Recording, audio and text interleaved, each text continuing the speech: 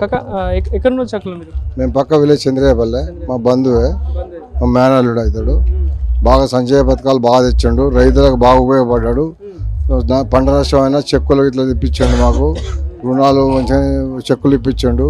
CC రోడ్లు వేసిండు, ఇంటింటికి మాకు మెయిన్ రోడ్లు వేసిండు. బాగా మీరు నార్మల్ కార్యకర్తలతో మాట్లాడేటప్పుడు కావచ్చు, ఇప్పుడు మీతో మా మావానికి ఇట్లా అతుక్కునేది, మా చంద్రయ్యపల్లి అనేది మా మా అమ్మగారు అనేది వాస్తవంగా మంచి మనిషి. ఆయన కలిసిమెలిసి ఉండేది మాతోటి. మేము పోయినా పిఏ తోటి ఫోన్ చేయకుండా డైరెక్ట్ ఇంట్లో పోయి మాట్లాడుకునేది. మేము ఉన్నామంటే మా దగ్గరికి వచ్చి కూర్చొని మాట్లాడేది.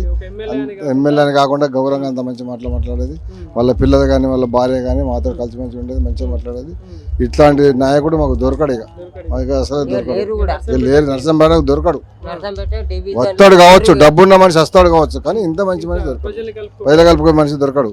ఒక మనిషినైనా హర్యానా అనలేదు ఇది వరకు, హర్యానా అనలేదు ఇది వరకు, హర్యానా అనలేదు ఇది వరకు. ఒక మనిషిని పేరు పెట్టి పిలుచుడు, మామ, బావ, ఇట్లా అక్క, చెల్లె, పేదరికంలో ఉన్న మనిషిని దగ్గర తీసుకొని అట్లా మాట్లాడేది.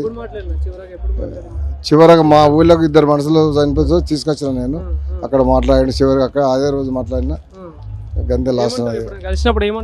మామని పిలుతాడు నన్ను, మామని పిలుస్తాడు నన్ను, మామని పిలుతాడు. ఇట్లా భుజం మీద చేసుకుంటాడు, దగ్గర తీసుకుంటాడు.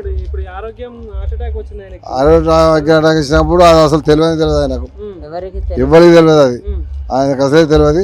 ఏకదమ్ వచ్చింది, ఆయనకు వచ్చింది, సడన్గా వచ్చింది. ఆ హన్మకొండ నుంచి దగ్గరే రోహిణి పోయాడు, అక్కడ నుంచి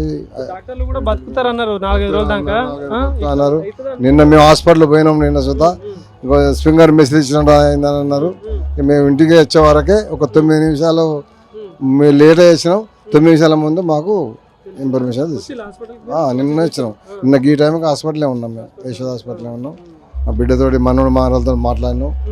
మాకు చాలా దగ్గర ఉంటారు, బంధువులు అవుతారు, పక్కన విలేజ్.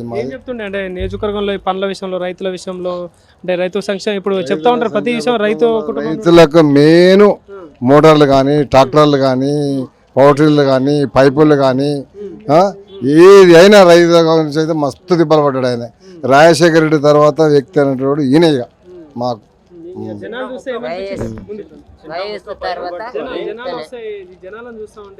జనాలు చూస్తే మా బాధ అట్టుకోలేదు. మాకు దుఃఖాలు వస్తానే, ఒక్కొక్కరు దుఃఖాలు వస్తానే మాకు. అట్లా ఏడుస్తానే, మేము ఏడుస్తానే మేము.